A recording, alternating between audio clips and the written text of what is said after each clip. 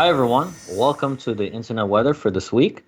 And first off, I just want to go over the top 10 most broke ports. Basically, this is a list of ports that we're observing a lot of scanning activity heading towards.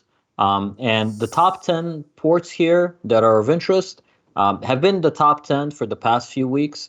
It's the usual suspects, so to speak. We have a lot of scanning on Telnet, port 22, and a couple of ports that are associated with vulnerabilities that we basically see week to week. So no major changes there. The other way we look at scanning activity on the internet is through the lens of how many IP addresses are concurrently doing scanning for a particular port. Generally, this can indicate there's a worm or a botnet spreading.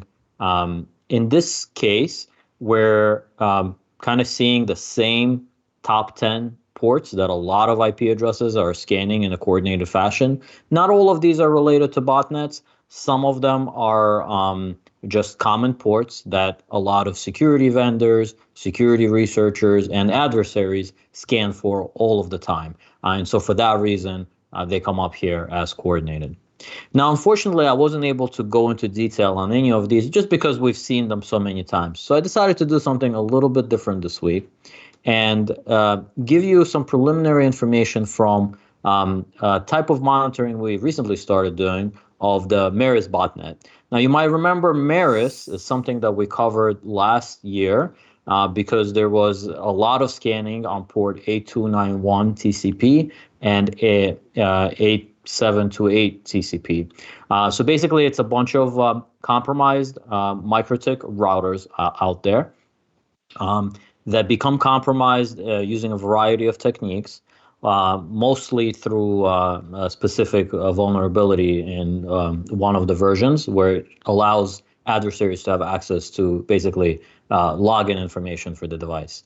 And what we observed last year, I would say around August, is that there was someone out there setting up SOX proxies on all of these MikroTik devices. And this became known as the Meris botnet. I got a lot of coverage, I think sometime in September of last year, when a large DDoS attack was perpetrated using these compromised devices.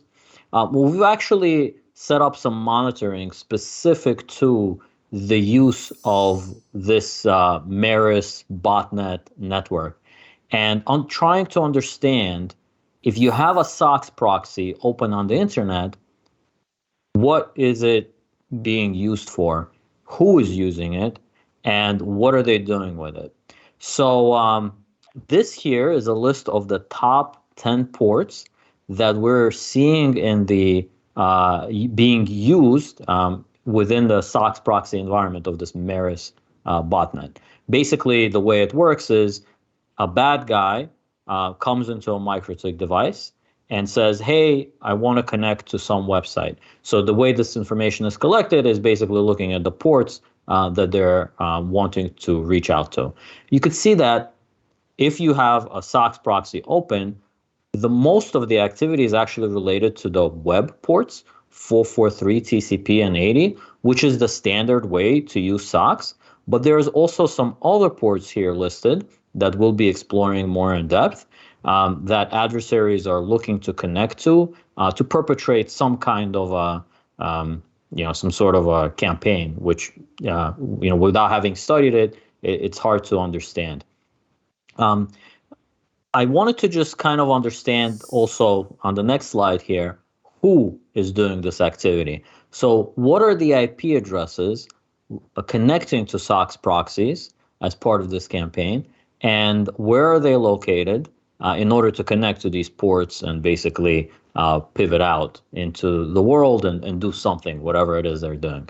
And you could see here, the activity is widespread, but it's not widespread, all over the world. There are certain hotspots.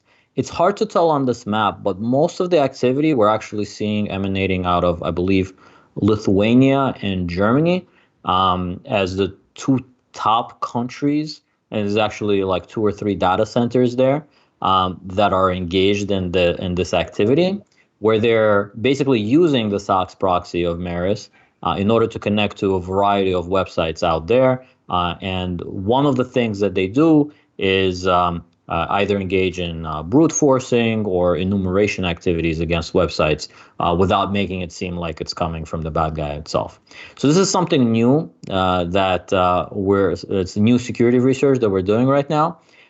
So I was excited to share it with all of our ThreatTraq viewers. And I think there's a lot more to come in this research, but certainly hope it piques the interest of some of our viewers. I think it's very cool. If you don't mind, I'll just say some real quick. That I guess it could line up with all of the for service, right? So DDoS as a service, like ransomware as a service. People can just jump on these SOX proxies.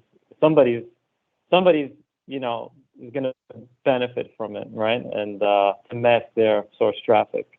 So I think it's definitely cool that you're keeping an eye on this, because it looks like it's going to be around for a while and have a lot of use cases.